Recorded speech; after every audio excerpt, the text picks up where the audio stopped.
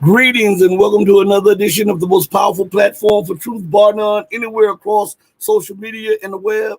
This is your platform for education, empowerment, and enlightenment. This is the Red Pill Diaries, and I'm your host, Rashid.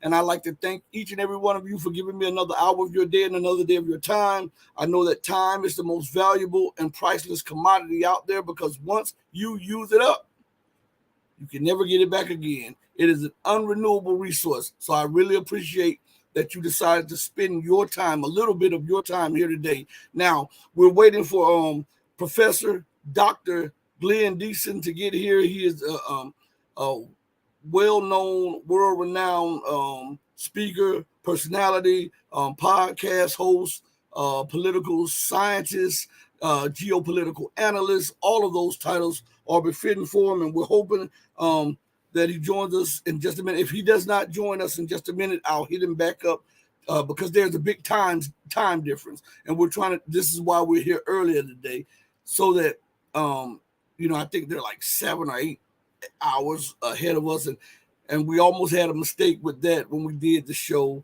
day before yesterday with someone in Monaco. So everybody just allow for a little time difference or whatever like that, and I really appreciate you joining me. But while we wait, we will chop it up, and let me go to the chat. First of all, I want to thank everybody on Rumble for joining, everybody on our sister channel, the Red Pill Journals, everybody on this channel, the Red Pill Diaries. Those, I think we lost connection, but hopefully it'll come back up on Odyssey. Thank you for joining us on Twitter and Twitch. I think those are the platforms that we're streaming from. Oh, and we may be on Facebook.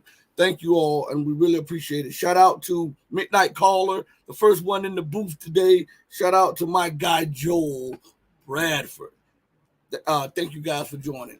There are so many things going on in the news. Hopefully, Mr. Diesen can join us in just a minute. Let me hit him up real quick. Okay, everybody, you know how this goes. We're trying to get the time difference and the little technical nuances together. Hold on one second. Let me hit him up. Whoa. 1 second. And if the time difference is a problem for him, we may have to reschedule, but hopefully we don't have to reschedule it. Let me see. All right.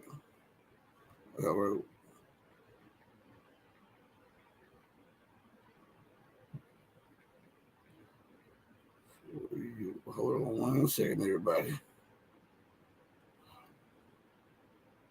Give me 1 second. So this thing is live stream, and I'm checking my booth right here real quick to make sure, because sometimes they pop up while I'm doing this. So give me 1 second.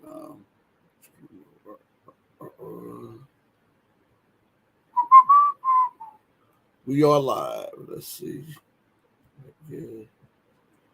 All right. Hold on 1 second. I'm sending this back to him.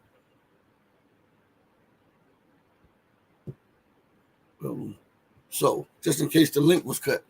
But I've been watching a lot of things in the news. While we wait for him, we can chop it up about the news, everybody. And if you have a topic that you want to discuss or address, just put it in the chat, be it on Rumble or on YouTube, and we'll discuss it. But let me see, I just got another hit. Yeah, Joel Bradford, you're right. Hit the like button and subscribe also. So there was something in the news that I wanted to get to a few days ago, but I never got to it, right?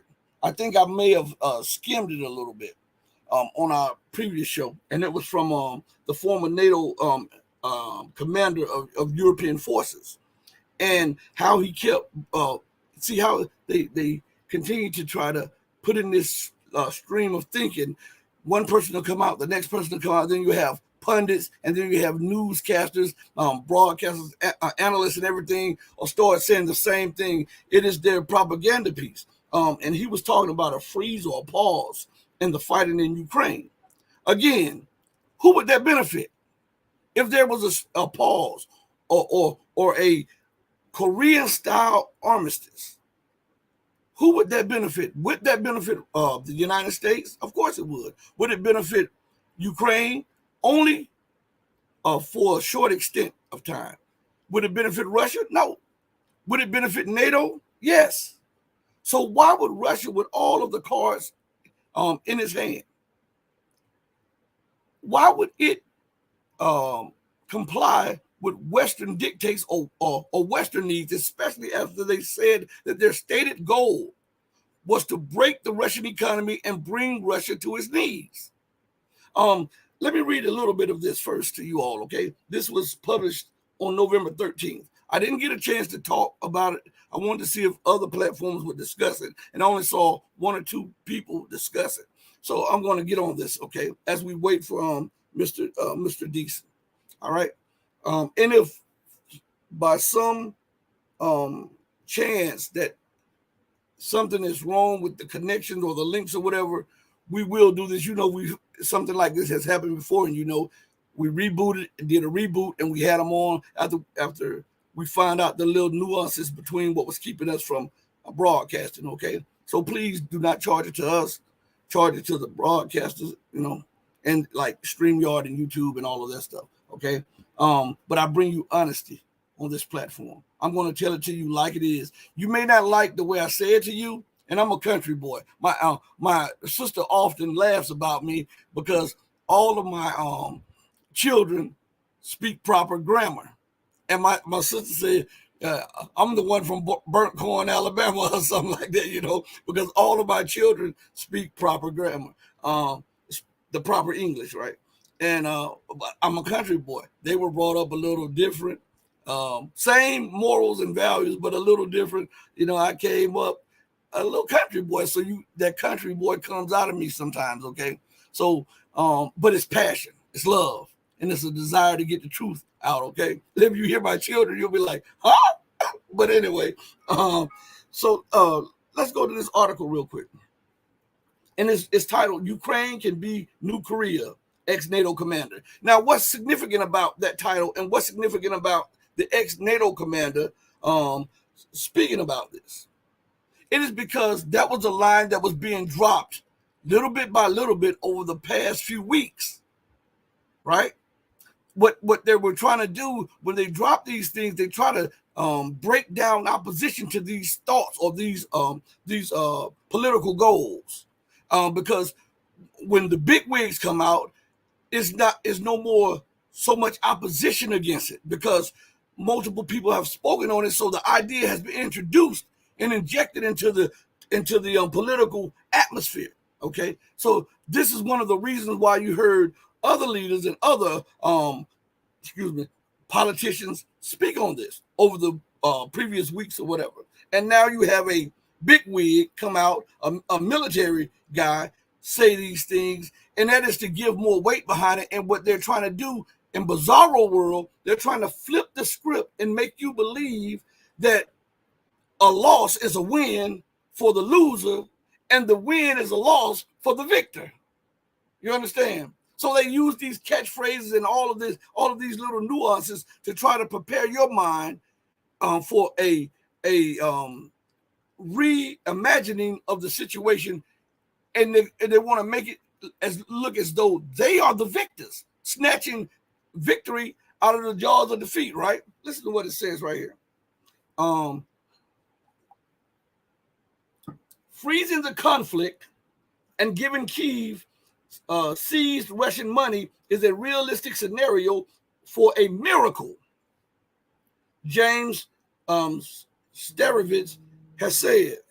Now, what's significant about that? First of all, he admits to freeze the conflict would be a miracle, right? On the one hand, he's admitting this, and he's also putting the idea of legitimizing international piracy, because we've heard since the beginning of the war that it was illegal and there was no legal base to steal Russian assets. We've heard that.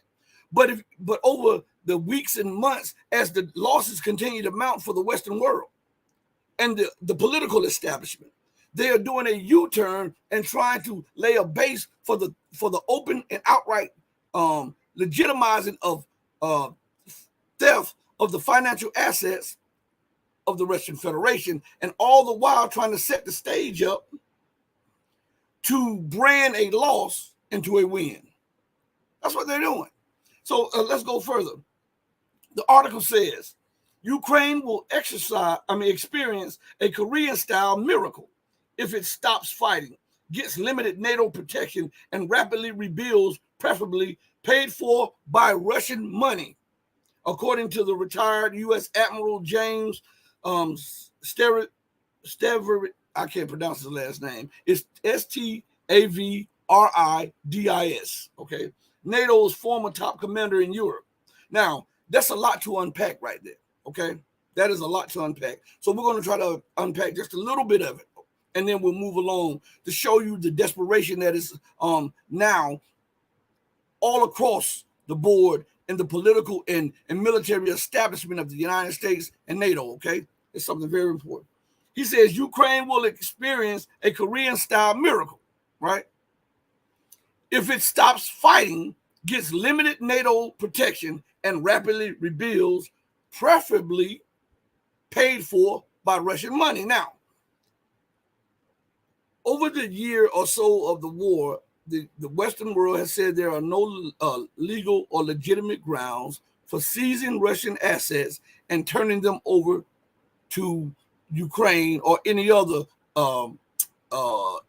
institution, right? Now they're about facing, because they're short on funds, they're short on weapons, and they're short on political clout. So desperation is setting in. So the things that were off limits now becomes within limits. Do you remember how we would not send tanks that would be a red line, and the tanks came? Or we would not send the M777s because that would be crossing a Russian red line. And then they sent that. We will not send these geranium drones. They did that. We will not send this, and we will not do that. And each time they lose, each time the losses mount, they cross another red line. That's desperation. Most people are not aware that that is desperation. When all is lost, you throw any and everything up against the wall to see if something will stick. So he says, Ukraine will experience the Korean-style miracle. Well,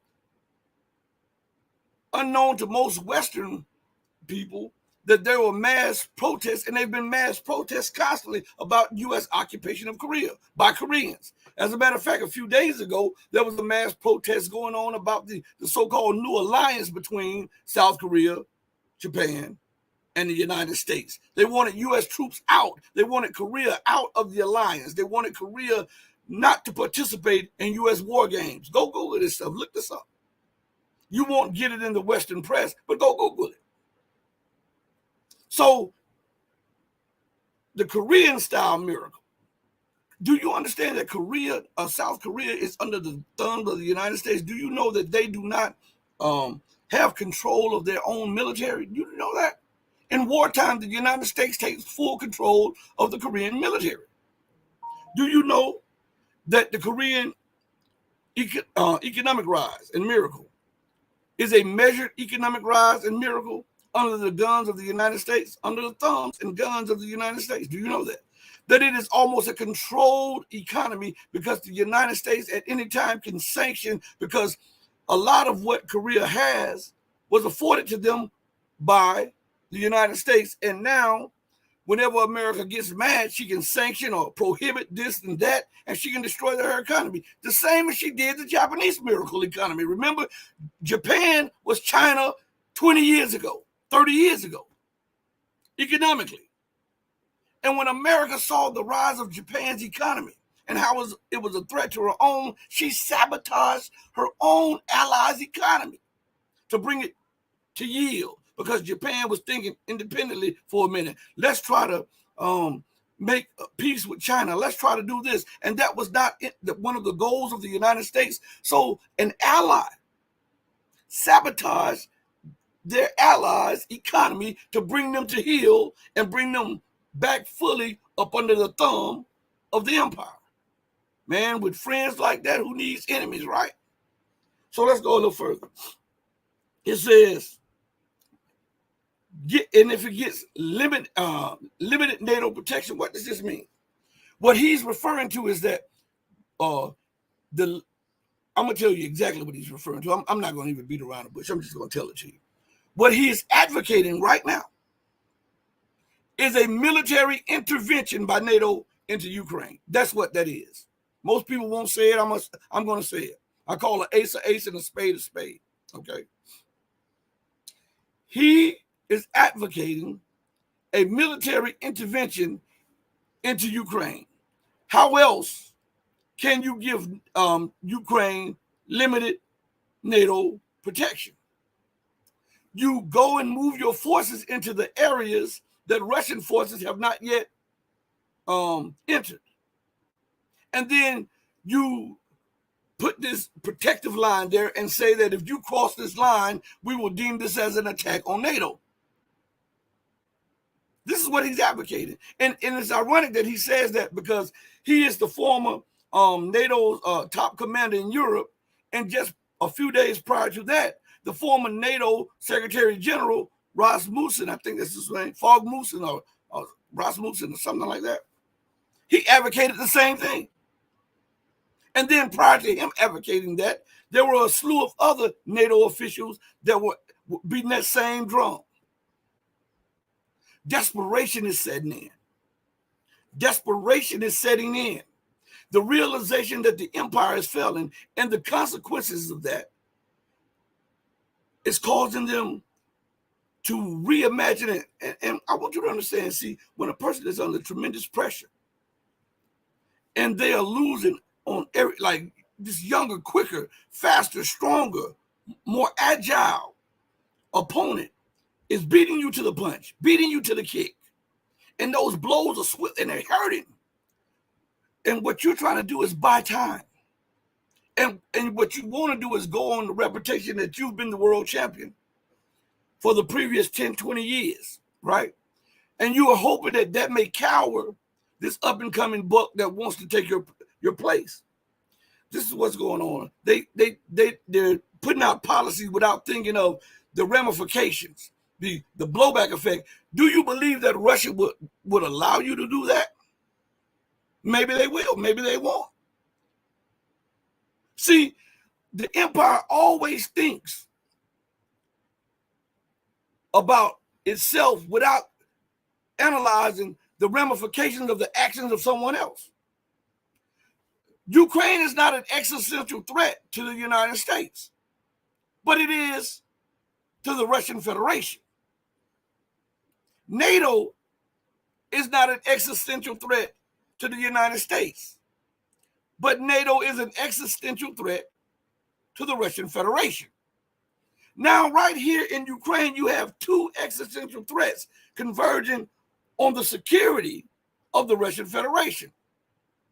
Do you believe that Vladimir Putin or the Russian National Security Council could allow NATO to intervene into all of those parts that Russia has not yet conquered? Maybe Lvov, maybe that area, because I've heard Medvedev say that Russia was uninterested in that area. Maybe that area. And maybe Medvedev is cueing them, hey, go and take that area back. But do you believe that Russia would allow NATO to put Odessa under NATO's Article 5? Or the other former Russian territories? Do you believe that is almost as if there is a uproar and revolution taking place in Hawaii, where the original inhabitants of Hawaii demand that the United States acknowledge that Hawaii was never a legitimate territory of the United States, and the United States forced the Queen of Hawaii to acquiesce and submit to U.S. demands. And then Russia goes in and supplies armaments to the people who want independence back for Hawaii. And then Russia says, and the United States deploys troops to Hawaii, and they're fighting to keep Hawaii under U.S. dominion. And Russia goes in and says, hey, this part of Hawaii is off. Waikiki and Honolulu is now under an Article 5 like situation with the Russian Federation. If the United States goes into Waikiki or Honolulu, then Russia would be forced to defend Waikiki and Honolulu. Right? How would you think the United States' reaction to that would be? See, they don't think about these things. They just react. They just act. Why? Because for the last 50, 60 years, the United States has enjoyed unbridled, unrivaled power. Even when the Soviet Union was its counterweight, the United States was still the dominant power because of her dollar. The dollar gave her an unfair advantage over everybody and everything in every nation. And what we're seeing is a spoiled brat, a bully, that has dominated global politics, global finance, and global geopolitics, losing its position and is throwing a tantrum to try to maintain its position. So let's go further. And listen, remember the saying that I often put before you guys? When a person shows you who they are, what are you supposed to do? Believe them, right? So, listen to what he says. The retired naval officer offered a 3-point plan for Ukraine in a column published by Bloomberg on Saturday. He argued that by halting the fight with Russia now, Kyiv would be able to prevail in the long run. Stop right there. By halting the fight. He is acting like the initiative to halt the fight is on Kyiv. Russia has all the cards. So what if you halt the fight and Russia decides that they don't want to halt it? Because it would not be in their national security interest. So all of your plans go up in smoke. Do you understand? But through the mind of the empire, all of the keys are in my hand. If I tell Kyiv to stop, then Russia will stop. If I demand that there's an armistice, which benefits me and benefits NATO and gives us a second life and a breather and allows us to double up on our military production and allows us to refinance and build up a bulwark of opposition to Russia in Ukraine. If we initiate a pause, if we stop, then Russia will be forced to stop. That exceptionalism. I'm telling you this. What did Joel say? Joel says, let me see. He says Ukraine has become the unwanted stepchild. It was always like that. Listen, this is what's crazy about this whole situation. Hopefully, Glenn gets my message. Let me see if he's responded. Hold on 1 second, everybody.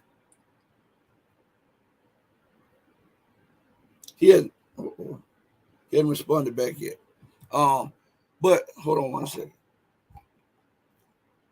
And I want to apologize for everybody who are here to see Glenn. Maybe he'll pop up shortly, okay? If he doesn't, I'll reschedule the show for you guys, okay? And I'll ask him what went wrong on his end. We have these technical difficulties, and I can't do anything. I'm the last person that can do anything because I am almost completely illiterate when it comes to this technology of today, okay? So charge it to my head, not to my heart. Hopefully he'll join us, and I'm trying to keep the show going because it's a big time difference. But again, Joe's midnight call. I'm waiting for Professor Diesen. We had it scheduled for today, this time. Matter of fact, I can show you. No, I'm not going to show you the email because it's personal. A couple emails, personal. But anyway, it was something Joel's. Okay, Ukraine has become an unwanted stepchild. That's where we were. Okay, now because of corruption and because of the promises of the empire, more nations continue to accept the bribes and the threats of the empire. That's what they were doing. But here's the kicker: Ukraine had no business accepting the promises and the bribes of the empire. Why? Because they had an example prior to them, Georgia, the Republic of Georgia, and the mess that America made in Georgia. Look at at the mess that she's making all around that area. And why is she there? I want you to think about, everybody who's listening, think about this for a minute. Forget your nationality for a minute. Forget your race, your creed, your color, your sex, your nationality. And just think for a minute. Why is America present at every conflict zone? Why? And listen, when I say America, I'm not just talking about America alone. I'm talking about America and the UK. Because whatsoever there are problems, there's war, you see America and the UK right there. And often are saying, we're here to bring an end to violence and to terrorism. And yet everywhere they go, terrorism and violence and destruction and revolution follows. Everywhere. Look at every hot spot in the world. Let's just throw a dot and let's hit North Africa. All of the colonial powers benefit from the confusion and the disagreement in Africa. Right? So it's no brainer that they're the cause of it. See, I say these things because I want you to see. Nobody wants to level with anybody nowadays. Everybody wants to give you this feel good talk. Okay, if you see me, I deal with urban America. I tell them the hard truths, and then when I deal with the upper America, I tell hard truths. I'm going to tell it to you like it is, not like you want it to be, but like it is, because sometimes people need a double dose of reality to make them to just think over the reality of the situation and the ramifications of Western policy and Western dictates everywhere around the world. Let's go back to something. America says, in this new world order, America must lead. And I often say, what makes America think that anybody want her to lead something new? Look at the old. And look at where she has led the world in the old world order. Look at every continent. There's war on every continent. There's disease, there's famine, unemployment. You have ethical grievances and differences. You have tribal grievances and differences. You have cultural grievances and differences, right? You have all of that under America's watch, under the UK's watch. And you think I want you to lead something new? You have proven that you have no new thoughts. You know, there's an old saying by Jesus, right, in your Bible.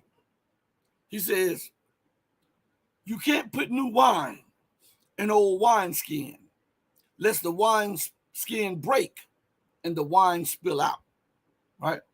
You can't put something new in a person that refuses to give up the old.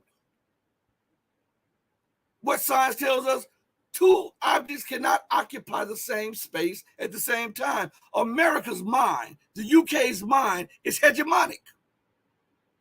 You can't have a fair or just world with the same mentality that I'm exceptional, that I'm better than you because of my color, that I'm better than you because I have $1 million more than you, that I'm better than you because I'm from old money.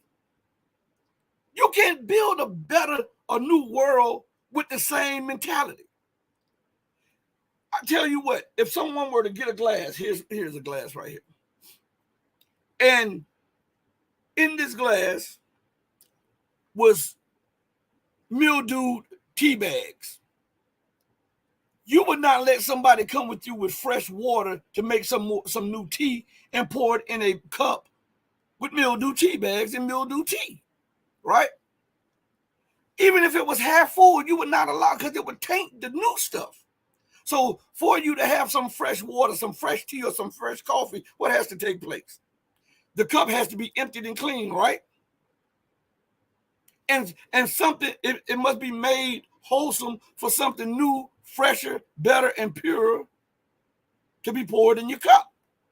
That's the same thing. That's the same analysis we should take when we're dealing with the building of a new order. It has no place for the old rulers. It has no place for the old style of governance, because this has proven itself to be inept, and it has been found to be corrupt and not sufficient for the will of the people. Because if it was sufficient, there would not be so many wars. If it was sufficient, there would not be so much division. If it was sufficient, there would not be the threat of a thermonuclear war that could destroy all life on the planet. And I might add, who are the people propagating and pushing towards a new war? It is the same people who are saying that they must rule in the new. Right? Let's see what's going on in here in the chat. Hold on one second. For those of you who are listening, I apologize. Glenn Diesen is supposed to be on here. I sent them a message to let them know that we're on the air. Maybe something came up. Maybe the connection is wrong, but we'll try to make right on this wrong thing that just happened. Let's see. Pedro is in the building. Let's see. All right. A midnight caller says this: Ukraine and its citizens must take a big portion of the blame. They are a very corrupt country, and they know it. The money we sent them, they took for themselves. Corrupt countries are weak. Now, all of that is true.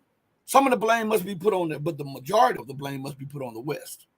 Listen, this was in the making a long time ago. That's why they write papers on this. They have studies on this. They have, when the United States wants to do something and you see it happening, it just didn't happen out of the blue. They do extensive studies and writings on the moves that they're going to make. Zbigniew Brzezinski often talked about how to stop Russia from reemerging as a global power, and said the United States and the West had to remove Ukraine from its sphere of influence to prevent this. And that's what the United States worked on. Look what's going on. Now I'm going to show you something to show you how they work. We look at the Libya conflict, right? Let's go back to Libya for a minute to show you that these things just don't pop up out of the blue. Most people with short memories look at it. That was an uprising. The people were tired, and we knew that was a lie. They did a study prior to the bombing of Libya, and it says 92 or 93% of the population of Libya enjoyed a strong love for Muammar Gaddafi. So we know everything that the West was peddling after that were lies. But look, they have long-term. America never forgot or forgave Muammar Gaddafi for removing the United States out of their biggest base in Africa. They never forgave him for that. And they had been plotting for 40 years to get back at him. And so what they did, they made him a pariah in the Western world, and then they promised him that if you do X, Y, and Z, we'll bring you into the fold of the Western world, and we'll take the sanctions off and allow your economy to grow and flourish and do this and do that, and you'll be accepted as a so-called first world civilized nation. This is what the United States and Great Britain was promoting. And if you hear me say Great Britain or the UK, I'm talking in conjunction with the United States. If you hear me say the United States and you don't hear me mention the UK, most times I'm talking about both, because these two are the two daughters of Babylon, and they're one and the same. And their policies show you that they are one and the same economically, politically, and geopolitically, period. Okay? So I want to explain that first and foremost. Now, when it comes to this Libya situation, they were making plans to do exactly what they did in Libya. And I'll give you an example of this. And I used to tell people about this a long time ago. There is a movie called No Way Out with the late Ray Liotta in it. And in this movie, Ray Liotta was a former military officer who was sent to a penal colony, right? And Ray Liotta would have flashbacks of what took place in Libya. Listen to me good. And how there was a fostered revolution in Benghazi, right? And how there was a mistake in mass killing of people in Benghazi. And this started the revolution and overthrow of Libya. Go look at the movie. This movie was out, I think, in the 80s? They put it into play in the 2000s or something. Go look at the movie, the very movie called No Way Out with Ray Liotta. And as he goes in his flashbacks and as he looks at the situation that was underway at the time, there was a covert operation going on in Benghazi in Libya. This very place that the uprising and covert operation took place in 20, 30 years later. There's no mistake about that. These plans, they put it right before your eyes, but they don't respect your mental capacity to discern between propaganda and plans. They don't respect you in any way like that. They don't, because they talk to you in ways that shows contempt. When they write articles that show contempt. They'll say something right here, and then they'll contradict themselves 2 lines or a paragraph later. But they don't believe that you're smart enough to pick up on their propaganda. So he says Ukraine and its citizens must take a big portion of the blame. Yeah, they're corrupt, but listen, and the society is corrupt. But Ukraine is a microcosm of Europe. Everybody wants to flash this on Ukraine. Who was offering Ukraine the bribes? It was the United States and Europe. Who was helping to foment the color revolution in Ukraine? It wasn't the United States by itself. It was the European Union. Who allowed and helped and paid for the mercenaries that were shooting protesters in the Maidan? It was the U.S. and the European Union. Who trained on and helped supply the very people who held captive Ukrainian citizens and burned them alive in buildings in Ukraine? It was the U.S. and the European Union. So when we look at the corruption, yeah, the government and the people, not all, but most of the people in Ukraine are corrupt. But so is the European Union. So is the United States. The corruption is that, listen, and I want to say something to you. You don't take on trillions of dollars in debt without some corruption. The European Union is trillions in debt. The United States is trillions in debt. You don't do that unless there is corruption involved.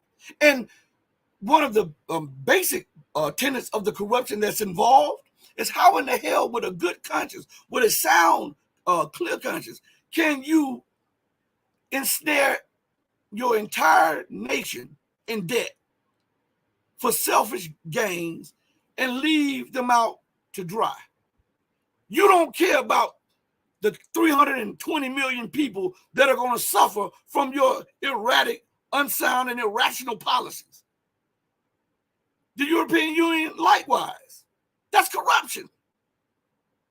You've got to be a greedy, corrupt, self-centered, selfish, berserker person to be willing to sacrifice the sovereignty, the independence, and the livelihood of the people that you govern. That's corruption. So it's not just isolated to Ukraine. Ukraine gets the spotlight on them. But, when the light comes out, the roaches scatter, right? So you got the spotlight on one roach. But over here in the dark is about 40 roaches. You understand? The European Union and the United States, Great Britain, and all of that. So let's see. I just got a message. Hold on one second, everybody. Okay. He hadn't hit me back yet. Anyway, and Midnight Caller says, and with such a weak country, what the hell did they think was going to happen? They thought they was going to take down Russia. They are incredibly stupid. Well, I don't think let me put this, and I could be wrong on this. All right, I don't think the average person in Ukraine thought that they were going to take down Russia. I think, as always, the United States strategically places people, the United States, the UK, and Europe strategically places people in office that they can control, bribe, threaten, or whatever. They weigh you. See, they did that to Viktor Yanukovych, and he was accepting bribes, right? And then after his meeting with Vladimir Putin, and he realized, hey, look, these people are going to try to kill me. And they don't really want me in this position. They just want me to be the person that drives Ukraine into the European Union at all costs so that they can use my country as a battering ram against Russia. So when he really realized that the bribes meant that he had to sacrifice the independence and the statehood of Ukraine at the last minute, he says, hey, let us think about it. Let us get a deal where we can stay in the Eurasian Economic Union space with Russia, and we can also join the European Union space, and that way we can benefit from both sides. It was the European Union, not Ukraine, that told him absolutely no. You must choose. You must choose. And when he made the choice, and he was about to make his way with Russia, it was the U.S., the UK, and the European Union that mastermind the Maidan. So Ukraine may be corrupt, but they're only puppets. And we know that if a puppet is corrupt, the puppeteers have to be even more corrupt, right? But nobody looks at it like that. But that's the truth of the matter. Let's see. Tiger. Let's see. He says lots of ego, little brains. They were never the smartest lot, these Ukrainians. Hey, I feel like you got to be, almost like insane just to take the bribes after seeing the ramifications and the blowback effect of the policies, those exact policies that the United States put on Georgia, that the United States put on all of these other countries around the world. And then you think that you're different? You think that you're different? And they've all openly stated that they wanted to use you as a battering ram against your Russian brothers. And you think that they were going to go easy on you? Man, stop. These people, they need to stop it. They need to stop. Let's see. I'm grabbing the wrong mouse. Tiger says, oh, they do not want to build a new world. They want to revive an old one, global feudalism. Absolutely. That's a mic drop moment. Boom. That's my point. They continue to talk about a new world order. But how can you build a new world order with the same state of mind? It reminds me of a person that's overweight, and they continue to say that they want to lose weight, right? And they continue to say that this year will be different. I'm going to do this and I'm going to do that, and they start off doing a little bit, and then next thing you know, they revert back to the eating habits. They stop exercising. They give up this mind of accomplishment and go back to that victimhood mind and all this stuff, and then you see, they waste most of the year because the gains didn't come the way they wanted to. They waste most of the year feeling sad for themselves or whatever like this because they cannot lose that weight. Instead of doubling and tripling down to try to get it off of you, right? And try to, through failure, you can come up with success, right? Now, that is to say, America says, and the UK says, and the European Union says that there must be a new world order.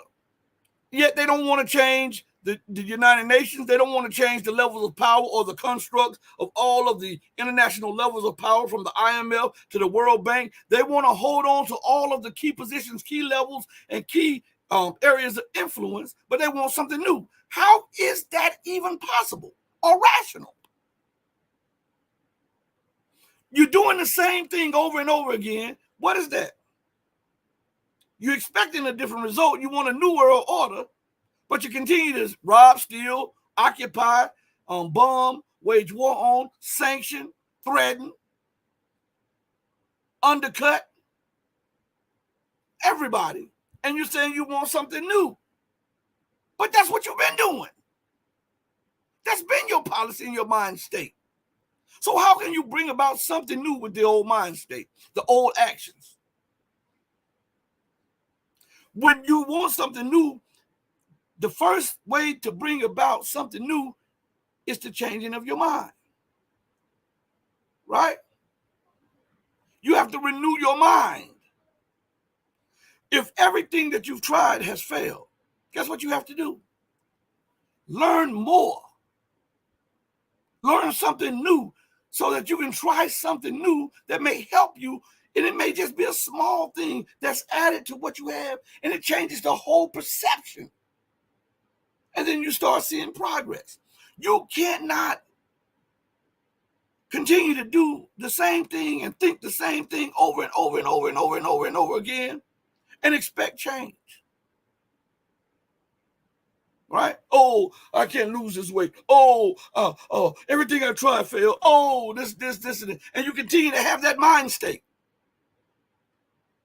that defeatist mind state, and you want victory. How in the hell can that be possible?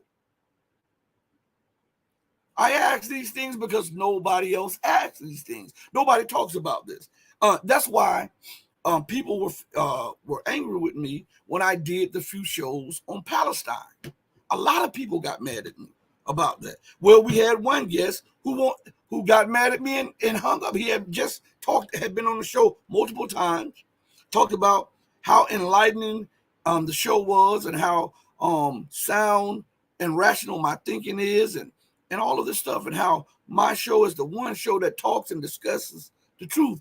But when I brought up some facts, which I will always do, when they become inconvenient facts and they share and they expose some of your irrational thinking, then it's to hell with that, to hell with international law, to hell with that. And then you say, hold up, you were just saying the basis of everything was international law. With the Israeli-Palestinian conflict, they were just saying that international law, international institutions should be brought in and all of this, and then they ignore the setup for all of this with all of the international resolutions. I might add, I want to actually tell you something. That do you know that Israel is in violation of every, not most, but every UN resolution that was passed on Palestine? Do you know that? Most of you are not even aware of that because they don't tell you that. They have not complied with one UN resolution on the Israeli-Palestinian crisis or situation. Not one. And I want to take your mind back. These resolutions have been passed since Israel's conception in the 40s, and Israel has not honored one UN resolution. Now, I ask this, and I do this for a reason. I want to show the hypocrisy of the world. I want to show that these people they pick and choose what they want. Not that I'm pro this or anti this, I'm pro truth. And sometimes the truth is so inconvenient to those who claim to be of the truth because it shows double standards and hypocrisy. And so how can we highlight the need for law? How can we highlight the need to respect law and human rights and the right to exist when the very person who is screaming that they have the right to exist has violated every law and the right to exist for the people whom they're occupying? How? Tell me how. Because I often say, put yourself in that position. If your children were in that position, your family was in that position, wouldn't you want the perpetrator to be held accountable so that you and your children and your family can get justice and breathe? Huh? So again, let's go back to something. because I hear this coming back a lot. Okay. Excuse me. They say that this thing started October 7th. No, that was the blowing up point. Now, we know that there was a resolution in 67, but there were multiple resolutions. I want someone in here, Google what I'm saying here. Google something about all of the resolutions on Palestine, okay? From the inception of Israel to today. The Israeli government has been in violation of every resolution. Every one of them. Every one of them. Okay? Not one, not two, not three. Every one of them. Now, this is what I have to tell you. Okay, let me go to the chat because I have not looked over in Rumble yet. Okay, I want to say to everybody, I apologize, Mr. Diesen has not made it on the. I'll find out what's going on. Okay, I'll find out. But listen, let's go back to something. Now, for a resolution to become international law, it must be approved by not one, not two, not three, not four, but all 5 members of the UN Security Council. That is the United States, the UK, Russia, France, and China, right? 5. And this is what I'm getting to, because this inconvenient truth people don't talk about when we're looking at the situation, the explosive situation that is now taking place in the MENA region, the Middle East and North African region. Now, if all 5 of these nations allowed these resolutions to become law, but allow one of the people who these laws were meant for to constantly violate it, how can we even talk about international law or justice? When you hold one up and say that they must abide by this, and the other one, you let them ignore the law and use any justification to ignore the law or just disregard it completely. We talk about Israel's right to exist, right? And then when they say this, and I'm not saying that Israel does not have a right to exist if it wants to exist, okay? I'm talking in general terms, okay, on this. I often hear pundits say that everybody agrees that Israel has the right to exist. Israel will never allow a Palestinian state. Stop right there.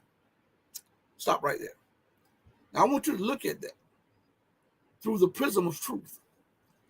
Israel has a right to exist according to everybody in the West.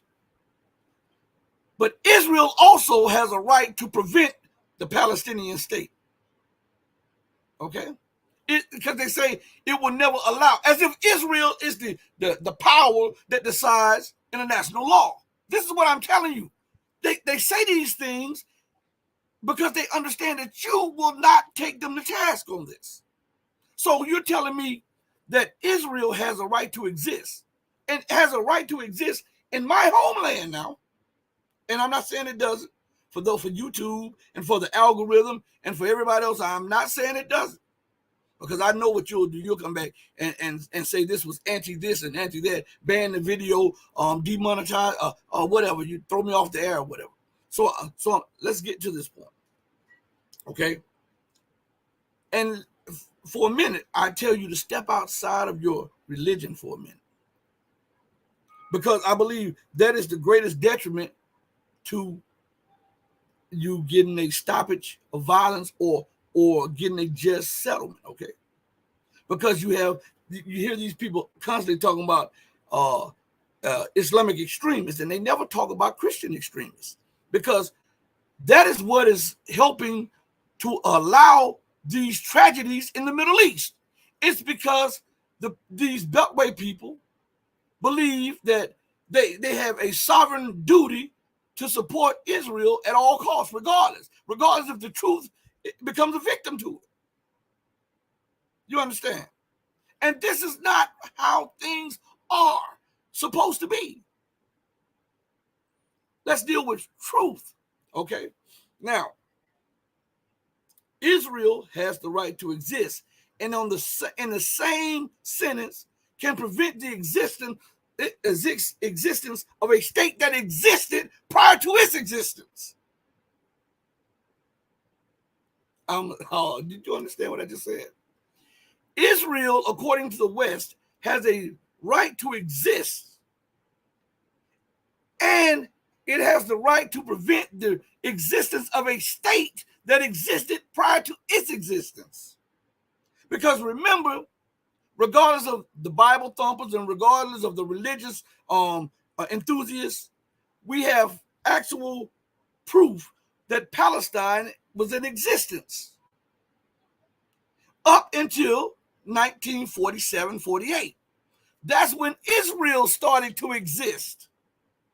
So why is it that a people get wiped off the map and that's okay? And they are relegated to corners and little ghettos. And their right to exist is not enshrined in the minds and in the hearts of the West. The ones that are always talking about sovereignty and security and national territorial integrity and all of that stuff. They forget about that when it comes to Palestine. Because one has to ask, well, if Israel has the right to exist, when did it come into existence? See, what we do, we take emotion out of this and we deal with facts. If Israel has the right to exist, when did it start existing? Okay, we're not talking about something that you're talking about 6,000 years ago or 4,000. We're talking about in modern times. When did it exist? It didn't. It came into existence because of a British mandate. And it came into existence after the very people who lived in that area accepted the people who were brutalized in Germany. And those people that were welcomed with open arms then victimized and brutalized the people who allowed them to come there. Then they took over. This is not me saying this. These are historical facts. And they changed the name from Palestine to Israel. Now, if you think I'm lying, Google it. 1947, 1948. There was a plan also in the making. And I'm not going to go into all this, but I'm doing this to show you the hypocrisy of the West. Okay? Sometimes you have to step outside of your comfort zone and look at the things as they are, and not the way we believe them to be, or our religious preference and stuff, because there's a lot of things that, like I said, I address with the Arabs too. I'm a straight shooter. But right now we're talking about this because this is the main topic in the news. So now, when we look at the mandate, the UN resolutions that were passed, they were passed by 5 permanent members of the Security Council, and not one of them have made Israel abide by one of the resolutions. So listen to me good. If the United States passed a law here in the U.S., and then they passed multiple laws down the same line of thinking, and you were in violation of those laws, and you told them that you refused to acknowledge the legitimacy of those laws, what do you become? An outlaw, right? Right? Is that not right? According to the definition, you become an outlaw within America. So if the UN has passed multiple resolutions that were not recognized or even acknowledged or put into play, which, remember, when they go through the UN Security Council, they become what? International law, right? So how is it that on one hand you can demand other nations to abide by international law and ignore, since 1947, the violation of international law?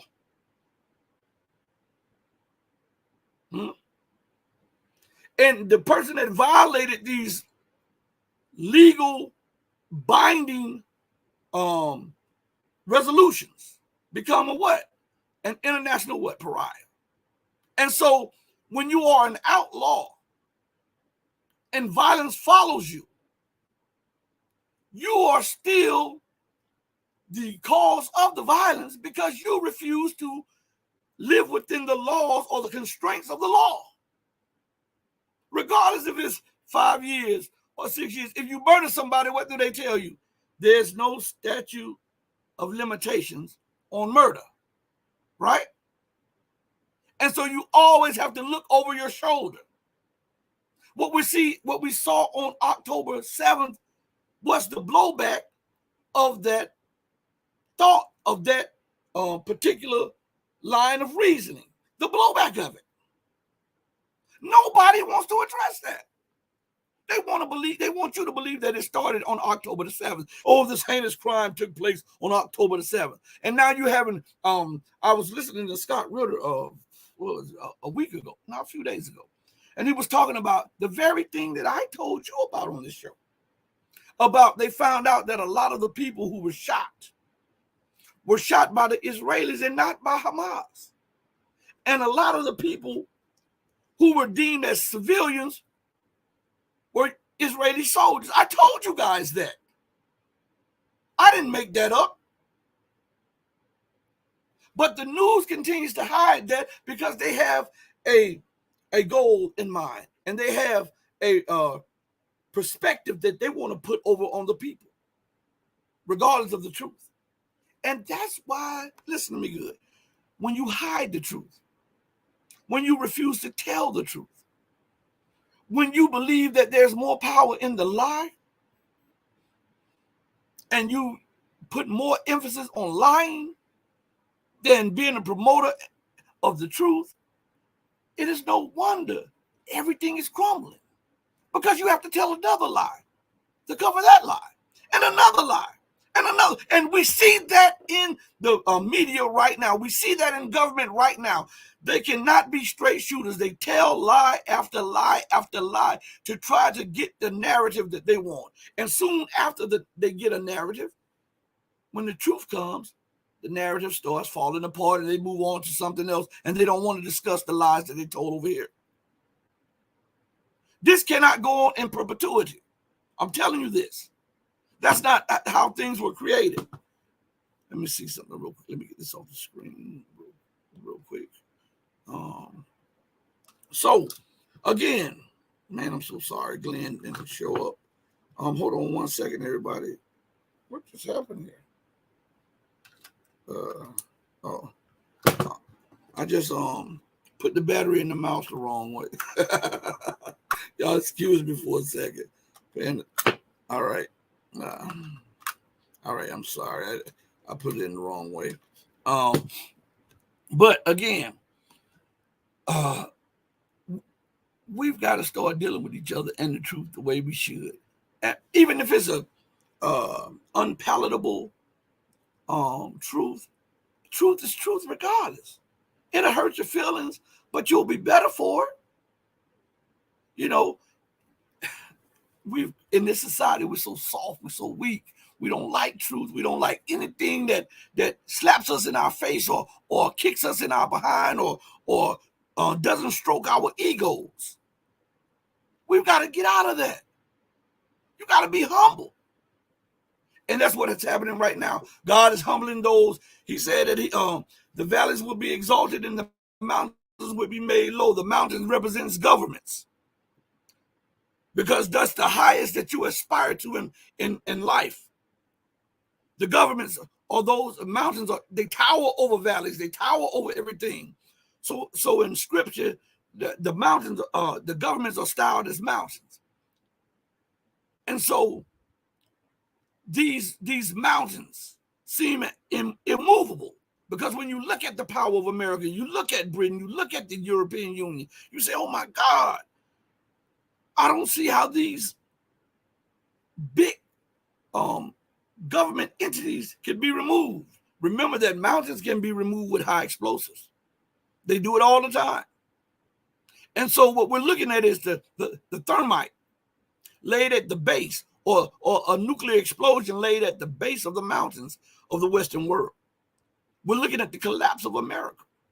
How can America think that she can go on occupying, waging wars, deploying troops and warplanes and warships and gunships to the coasts and to the lands far off, threatening other nations that would be at peace with her? But because she wants total submission, she's willing to push the world to war. Look, was it Russia that deployed troops to Mexico and Canada? No. But America is in all of the former Soviet territories. But Russia is aggressive. Is the Chinese building a base in Hawaii? No. But the United States is trying to, on one hand, want China to buy more debt. And on the other hand, it's talking about giving Taiwan. Taiwan didn't ask for this now. They didn't ask for this. This is what is being discussed in the Congress. $10 billion grant or some kind of grant for weapons. That's half of the amount of money that it would take to eradicate homelessness across America. Half of the money. Taiwan didn't ask for the $10 billion. The United States war makers are putting it in the motion, the bill to pass. They want X amount for Ukraine. They want X amount for the Middle East and Israel. And then they want at least $10 billion. Now they, on the one hand, see the hypocrisy of the West. The one China policy. We recognize that Taiwan is an integral part of China, the one China. That is the United States stated policy. Now, on the other hand, we flagrantly violate the territorial waters of China, because if Taiwan, like you say, is an integral part of the Chinese nation, then how can you justify selling your ships in the Taiwan Strait? Those are Chinese waters. Freedom of navigation, those are Chinese waters. And yet, you're arming Taiwan? Again, everybody, what would be America's response if the Chinese decided to arm the people who want to secede from the U.S. in Texas or in California or in other states around America? What if they set up a liaison, a center in Texas, where they give intelligence and the movement of U.S. National Guards and troops? What if China posted warships in the Gulf of Mexico on a permanent basis? Will America be up in arms? Of course she would be. You and I both know she would be. There's no doubt about that. But America believes that she can do this without any ramifications. Hold on one second. It seems like I'm losing. All right, here we are. YouTube shut down my studio, and I was trying to bring it back while I was talking to you. Random Zerg is in the building. Let's see. Joel says, see, this is why I had to switch to this one, because I'm not getting all of the chat right now in StreamYard. Hold on one second. Joel says, come on, Rashid. We all know Israel don't have to abide by rules, but everyone else have to. Exactly. This is what I'm telling you. How can we continue with a world order that pick and chooses who has to abide by the rules? On the one hand, America talks about territorial integrity and sovereignty of Ukraine. On the other hand, she's violating every North African nation's territorial integrity, sovereignty. She's violating Syria's territorial integrity and sovereignty. She's violating Somalia territorial integrity and sovereignty. She's violating Yemen's territorial integrity and sovereignty. And while we're at it, the US, the UK, and Israel are all illegally occupying a strategic Yemeni island in that region. The people of Yemen want them out. All three nations got on that island because it's on a strategic waterway, and they refuse to leave off of their Yemeni island. You know that? While we're talking about Israel's right to exist in the territorial integrity of Israel, and yet she flaunts the Yemeni's national sovereignty and territorial integrity, and nobody utters a word. So again, let's go back to something on this Israeli thing, okay? Let's go back to this real quick. If there are dozens of UN resolutions that you are in violation of, and in these resolutions, they tell you specifically that for peace to be had, these resolutions must be implemented without fault and without hesitation. And since 47, you've ignored or flaunted or just disregarded all of the resolutions. And then violence happens. Did it come out of the blue? Huh? Did it come out of the blue? If you're in waters that are visited by sharks, and there are signs up there that says sharks in this area, and then you have an announcement on the television about sharks always in that area, and then you have people giving their story about their run-ins with the sharks. You have documentaries about the sharks, and then you have the helicopter flying over, dropping leaflets saying, "Hey, sharks are in the water," and then you have the lifeguards telling you, "Hey, don't go in the water. The sharks are in the water," and you go out on your surfboard anyway, and the sharks attack you. Did that come out of nowhere? Because you got instructions, you got guidance. Hey, stay out of the water when sharks are there. This is an area visited by sharks frequently. Do not go there. The red flag's up. The helicopters are dropping leaflets. You've been warned by your local newscasters, stay out of the water this week. Because if you go in the water, this is the ramification here. And then you are attacked by sharks and you barely make it out alive. Some of your limbs are torn off. Is it the shark's fault? Did the government instruments to warn the public fail? Or was your arrogance the cause of you losing some limbs? And now we present that in the same fashion of what happened on October 7th. It's easy. It's easy. People don't want to talk this. Yeah, it says, let's see. Midnight Caller says your mouth will drop. It says, oh, that's a discussion going on in the chat. I'll let them. I love when the chat is discussing stuff. But listen, is it the government's fault for not warning you? Huh? Were there not enough signs telling you? Or was it your ego or your arrogance that led you going into the water and shark-infested water, calling yourself surfing, and you were attacked and lost 2 limbs? Was it your fault or was it the government's fault? It's your fault. So when these resolutions are passed and they say, hey, this land, for peace to be had, all territory that has been acquired through war must be given back. Right? That's a whole nutshell in itself that I can address, right? But anyway, we'll because that's so long when I go into this about all land, we'll just stick with a little bit of it. So all land acquired through war must be given back. Was the Golan given back? Sheba Farms? The Negev Desert? Parts of the West Bank? Gaza? Were they given back? No.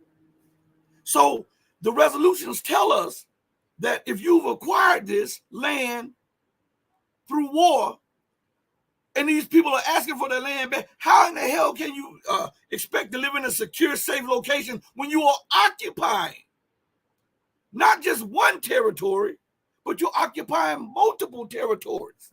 And you use this, well, we need that for our security. Well, what about the security of the nations around you? Over time, that builds up hatred, animosity, contempt, and a thirst for revenge, because the disrespect and the disregard for the territorial integrity and the sovereignty of these nations. As these governments go before their people and they can't say that they have all of their territory under control, it builds up hatred. And they want to confront you. They want to build up the arms to confront you and disgrace you in the same manner that you've disgraced them over decades. You understand? Don't you notice on an average human scale, the average person, when they've been embarrassed by somebody, you can hear them say, I can't wait to get them back. I can't wait till they feel the same kind of embarrassment I have. I can't wait till they lose when I've lost. Or you hear people say stuff like that. Because that's almost a natural reaction. So it stops when it comes to Israel. Huh? I'm asking. And then when it's going on for decades, what I'm trying to do is put realism out there, because if these people refuse to deal with realism, the only outcome is war. If these people refuse to deal with so-called international law and make this apply to everybody, the system crashes. The international order crashes. We see the signs of it right now. Everything is under strain economically, politically, whether it's domestically or internationally. Everything is under strain. Why? Because they have not lived by the rules. They've lived outside of the rules and demanded others to live within the rules. And this can only go on so far as you are able to enforce people to do that. But when you are no longer able to enforce the double standard, people want revenge. They want you to see how it feels to be in the position that you put them in. And nobody talks about it. It's an inconvenient truth. The chat is going on. Let's see. Midnight Caller and Joel, I think. Let's see. Midnight Caller and Joel are having a conversation. But think about that. Let me go to see if I missed anything on. Okay. We're still streaming on Rumble. I can't pick it up on Odyssey. I don't know what's going on here. Maybe the stream line. Oh, here we are. All right. It's back up on Odyssey. I know it was cut for a second, but it's back up. I want to apologize again for Glenn not showing up. Let me see something. Let me see if he's contacted me again. I haven't heard. Let's see. Nope. I haven't gotten an answer back from him yet. But when I do, if I do, I will let you know, okay? Again, why do so many people shun these facts, shun these truths? Because they're inconvenient. And I realize that a lot of people don't like things that make them uncomfortable. They don't like inconvenient facts, especially when they upend their belief or their way of thinking. Even if it's beneficial to them. Think about how beneficial this would be. If Israel abided by the statutes that were passed, think about how that would diffuse a lot of situations in the Middle East, right? And think about how economic growth could take place and political stability could take place. But when we look at the situation, we look at it from the perspective that Israel is right and everybody else is wrong. So the Middle East just hates Israel, and this is the reason for the wars and the instability, and we ignore France's hand in it. We ignore the UK's hands in it. We ignore the United States' hands in it. We ignore all of the colonial powers' hands in it, because they, not just because they were colonial powers 50 years ago, it's because they never let loose the economic and political purses. And then we ignore Israel's hand in it, because she's never abided by what the UN Security Council stated was mandatory for peace to happen. And if they stated that these things, these moves must be put into play for peace to happen and for there to be stability and productivity, and then you look over there and there's no peace, no productivity, no stability, it's not the people who are now rising up's fault. It's the people who refuse to abide by the resolutions that were binding on them and the people that are rising up. The people are rising up because they're fed up with the double standard. The people are rising up because they're fed up with the third-class citizenship. They're tired of, on one hand, they hear America talk about peace and security and territorial integrity and progress and stability. And on the other hand, they empower Israel to violate every terms of that for them. That's what we're watching. So we're looking at a slow cook, a slow boil. And now, as it reaches a crescendo, if Israel does not do what's incumbent upon her, she may cease to exist. I've been telling you all this for the longest. And the United States knows it, and now some of the pundits are coming out saying that if Israel continues to do this, she will cease to exist. Hey, they knew that back then when they made Israel. They let the child off the leash to run through the yard, and the child jumped the fence and took over everybody's yard and refuses to give them back their yard. Hell, war is inevitable. War is inevitable if you refuse to do what's incumbent upon you. Common sense. Listen, why do we apply common sense in certain things and we refuse to apply it in other areas? Because we innately know that if we use that same metric, then we will see the hypocrisy of America, or see the hypocrisy of the UK, or see the hypocrisy of Israel, or see the hypocrisy of the Western world. And that's not something that we want, because we've been made to believe that no matter what, America is just, no matter what, Israel is just, no matter what, the UK is just, and everybody who stands up to that are tyrants, dictators, regimes, and all of that stuff. Never is it the UK that's an illegal regime. Never is it the US that's an illegal regime. Now, they have pillaged the world now. They've robbed and occupied and colonized the world, and they are not an illegitimate regime. But people who are trying to get some get back, or trying to free their lands, or trying to free their agriculture, or free their commodities or their resources, they become tyrants and dictators. Isn't that what they call Mugabe when he was in the hills fighting British colonialism? And when he uprooted the British and took power, they were still calling him a dictator. And only when they signed massive contracts did they call him a man of peace. Think about that. I'm going to show you the hypocrisy of the West, okay? I'm going to give you a story that the media refuses to give you, okay, about the destruction of Zimbabwe's economy. Because they want you to believe that Robert Mugabe and his policies destroyed the economy of Zimbabwe, and that is not right. So we're going to correct the wrong right here as we talk about the hypocrisy of the West, okay? All right, because we're talking about global perspectives, with or without Dr. Glenn Diesen. We're talking about global perspectives. Now, go Google this. At one time, the Zimbabwean dollar was almost parity with the US dollar. When Mr. Mugabe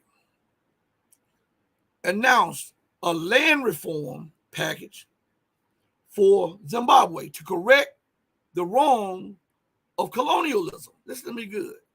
All he wanted to do was correct the wrong of colonialism, and he was demonized in the West. This is what he did, because this is what they're doing with Vladimir Putin.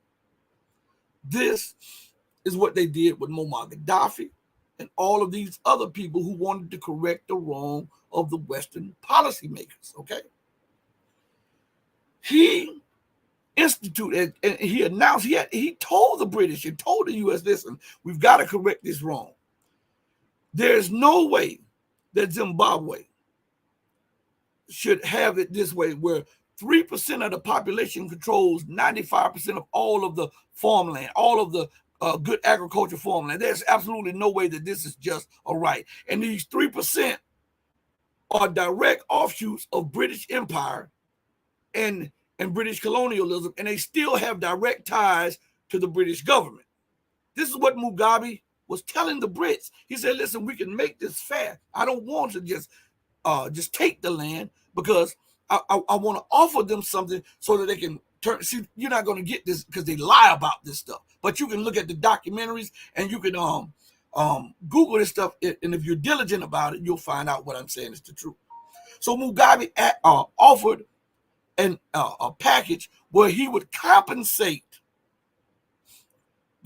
those families, those 3% that had direct connection with the British government. He was going to compensate them for that and turn the land over to the very people who farmed the land, because he wanted all of the strings of the Zimbabwean economy to be in the hands of the Zimbabwe government and not to Western corporations and the British government. This is the truth now. I'm telling you this. So when they talk about the tyrant Mugabe and how he ran the Zimbabwean economy into the ground, you'll get a better perspective on what took place. So the British were adamant about not doing this. So what they tried to do is run they financed other opposition to Mugabe. And Mugabe had the will of the people. So Mugabe, the United States says, well, listen, if you wait and do X, Y, we'll give you these packages, these financial packages that'll help your economy. So he waited and waited, he talked, and they kept spinning them around. So finally, he was fed up over the years. He said, listen, we have offered, and we've even negotiated directly with these families, this 3% of the population, and they refused to turn over the land back to the original inhabitants of that land. Because remember, for that 3% to get it, they had to go in there and take it. Right? I want you to understand something. They didn't get the land peacefully, they took it through violence. So I want that to stay in your mind constantly. Mugabe didn't take it through violence. He wanted to compensate the people who took it through violence. And he was trying to make it right with both sides. Hold up, I know you've been here for a while. I'm going to compensate you for that, but I've got to give this land back to the people because these are their ancestral lands. I got to give this back to them. They refused to, so Mugabe said, hey, listen, I've tried everything. I've negotiated with the United States. I've negotiated with Britain. I've negotiated with the European Union. I've negotiated directly with the families. And they don't want to do what's right. So listen, if they don't do what's right, we won't compensate them and we'll just let the people take the lands back. Because we're tired of going in this circle and not getting anywhere. And so the Western media beat up this drum that Mugabe was seizing land illegally. See how they vilified him for trying to do what's right? He was trying to do what was right by all parties. You didn't know that, did you? You didn't know that. But now you know it. You're learning it here. He was trying to do what he felt was right by all parties. But because this was not in the interest of British and U.S. corporations, the media went into overdrive and spin to make Mugabe be a tyrant and a dictator who was illegally seizing farmlands from white people. Never mind you that those farmlands were illegally seized by those very white people from those black people who Mugabe was trying to return it to. All right? 3%. I want you to think about this. 3% of the population control 90+% of the farmland. How is that just? Huh? And if you control the food, you control the population. All right. So what happened was, as Mugabe, he told him, he said, listen, you could either go through this and get compensation or not. But I won't, in a matter of X amount of days, I won't stop them from getting their land back because that's their land. They were illegally removed from that land. And that's their land, and I won't stop them. And he didn't stop them. And the United States and Britain put sanctions on Zimbabwe, stopping the trade of fertilizer and all of that stuff. And they started saying that Mugabe And the black farmers ran their farmland into the ground when in reality, listen to me good, the very people who were taking over the farms were the ones who were actually running the farms in the first place. So how in the hell can you run the farms for white people and everything is peachy clean and you growing stuff?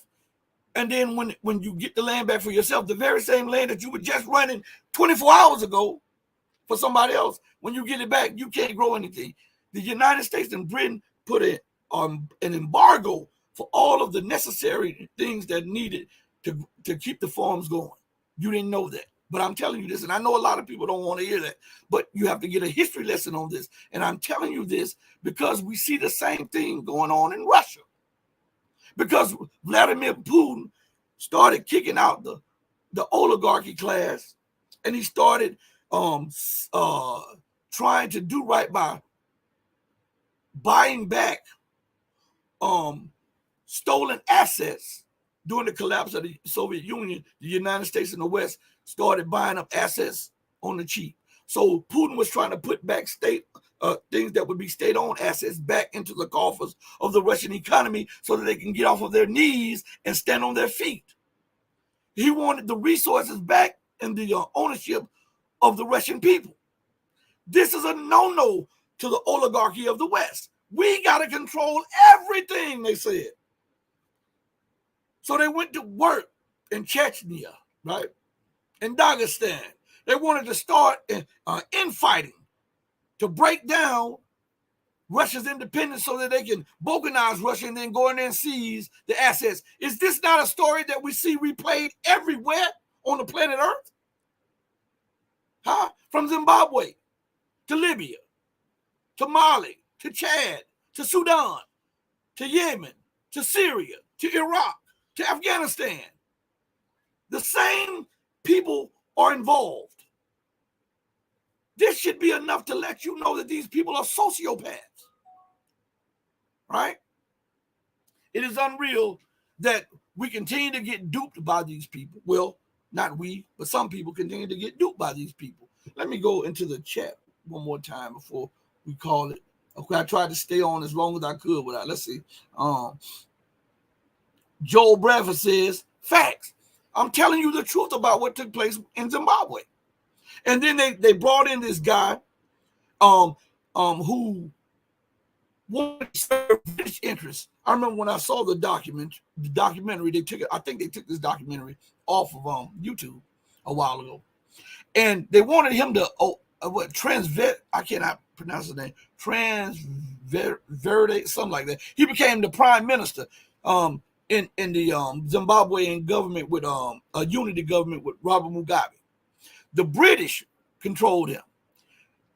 They didn't even know that Zimbabwe intelligence had him recorded video and audio of him taking a trip to Britain, and he was asking his British cohorts what do they want him to do and how do they want him to do it, and how do they plan on removing Mugabe so that he can seize power, so that he can immediately start liquidating assets, national assets to the West. It was on tape, on audio and videotape. So this is something that, remember, we had Alex Craner on, right? And Alex Craner, he reaffirmed the stuff that Gregory Mannarino said on here, and he reaffirmed the stuff that we've been saying on here for the longest, that this Western society, capitalism, is parasitic in nature. And we know that parasites, to live, they must have a host body. And for them to live, because they're not productive on their own terms and in their own right, they need a host body so that they can siphon the needed material so that they can live their life the way they want to live it. So when we look at the capitalistic West, we can see them as parasitic.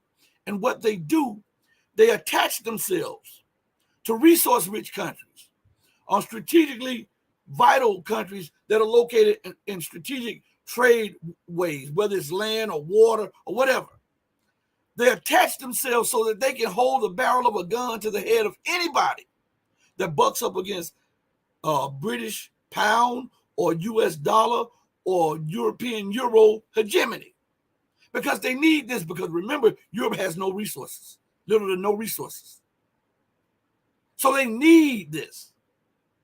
And that's why they fight like hell in Africa, because Africa is a cheap source of brain power and resources. The problem is, here it goes. Once they break the governments of Africa and they cause the chaos so that they can get the resources, pennies on the dollar, they don't know how to leave well enough alone. They go in and foment insurrection and violence and ethnic strife and tensions. And this causes people to flee to Europe. And then the people, the citizens, they're mad because now it's an influx of non-Europeans in Europe that must be accounted for economically and politically and all of this stuff, which weakens their standing, which they have a right to be. But what they are not aware of is it is their European government's policies which brought those people there. The Europeans and the United States and the UK, they break these governments, and when the people come over there, they act like they don't know why. They're coming over here for our freedom, but they want to assimilate. They want to assimilate. They come over here. They have their own areas. They don't assimilate. They didn't want to come from jump. You destroyed their governments. You destroyed their institutions. You sanctioned them economically and broke the back of their economies. And they are fleeing to the area that broke their area. That's common sense. So now it becomes an economic burden on the taxpayers in Europe, and it causes tension. But it is because of the taxpayers in the first place that allow their government to use their money anywhere they want to, and the governments use these monies to foment violence, assassination, color revolutions, and wars in these lands, and destroy not just the governments, they destroy the institutions that make nations viable as independent nations. And these people are fleeing wars and war zones that are instigated by the European and Western nations. The guns that they use, the bombs that they use, come from the Western nations. And the United States will take a segment of the military. France will take a segment. Germany will take a segment. The UK will take a segment. And they'll arm each segment and have them fight against each other while each one of them extract vital mineral resources. They don't care about the lives of the people who are really suffering. They don't care. They want the resources. And that's what they're after.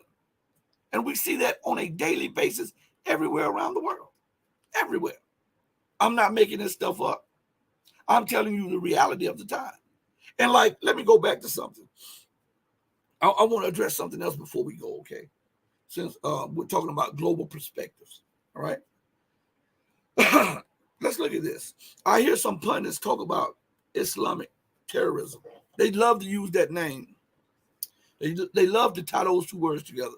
Islamic terrorism, Islamic extremism. And they'll tell you about when a person yells Allahu Akbar. That's Islamic terrorism, right? Even though some of the people are Christians, I want you to understand there's a huge portion of Christians in the Middle East, North Africa, that speak Arabic. And the word for God in Arabic is Allah. So that does not necessarily mean that when they say Allah, they are Muslim. So I want to bring these points home, because this get lost in translation, okay? All right? So what do you think the Coptic Christians call the God?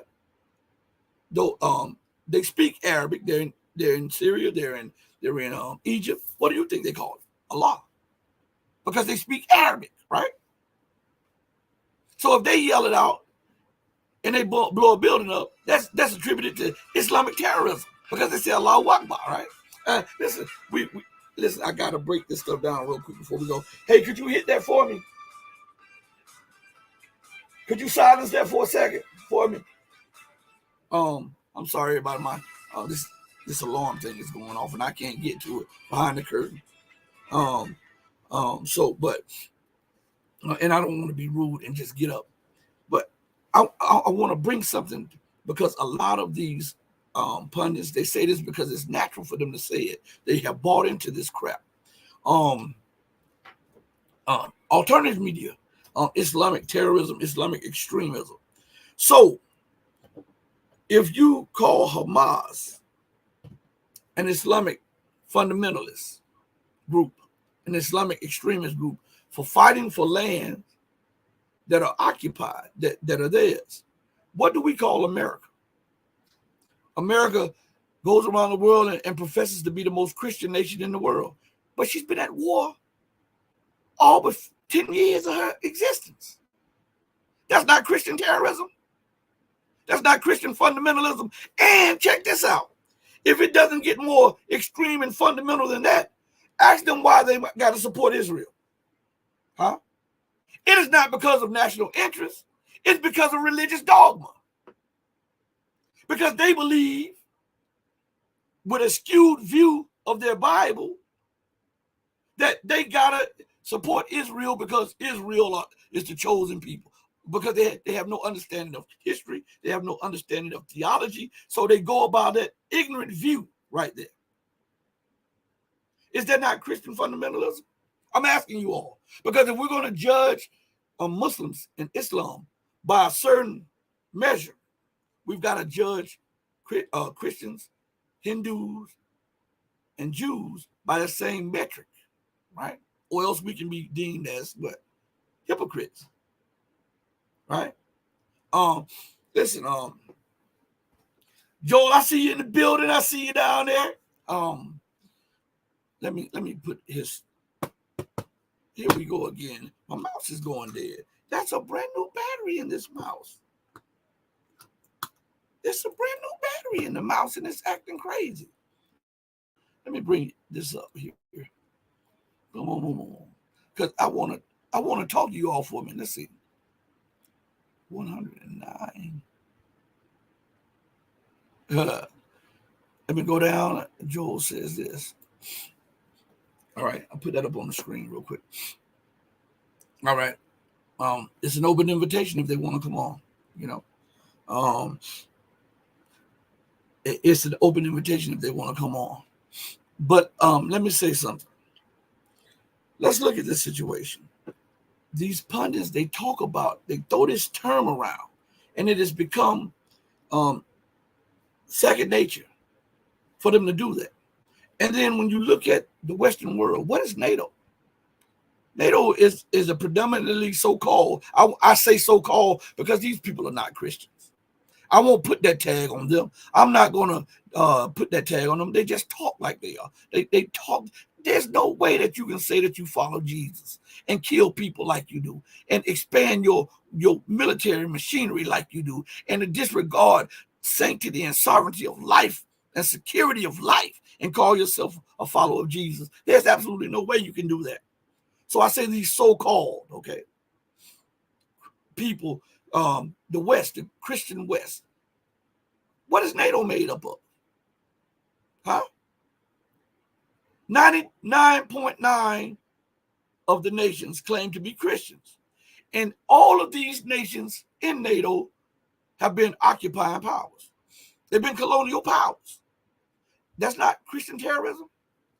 What about when you sanction a nation and prevent them from getting the vital needs that they need, the vital necessities that they need for the population of their nation? That's not Christian terrorism if you're a Christian nation. What if you go 7,000 miles away and park your warships and warplanes off the coast and off the airspace of another country and threaten them? That's not Christian terrorism if you're a Christian nation. If that is not, then how in the hell can you constantly say Islamic terrorism? Huh? You say they want to set up a caliphate. They didn't want to do it in the United States. They wasn't trying to set up one in Europe. It was Europe and the United States thought it best to go to those countries, go to those regions and nominate. So we have to look at these things how they are. and not let these words, because I notice people say them and other people pick up on them and they say them and they don't mean anything by them. But when you continue to put out something, whether it's truth or a lie, people will start believing it. And if it's a lie, they'll pick it up quicker. So you have to address these things. Now, if Hamas is a Islamic terrorist group, then the IDF must be a Jewish terrorist group, because they've killed over 10,000 civilians, openly and willfully bombed international agencies, bombed civilian convoys, everything that constitutes war crimes and crimes against humanity. So they must be a what? A Jewish extremist group or Jewish terrorism. So you can't just say it's Muslim terrorists or Islamic terrorists. When a person goes into a church and kills people with an assault rifle in America, and they were a member of their church, why don't the news report it and say this was a Christian fundamentalist or a Christian terrorist? They just say, oh, Joey went up in there. We have no idea that Joey was going to go up in there and kill those people in the church. Let's pray for the people in the church.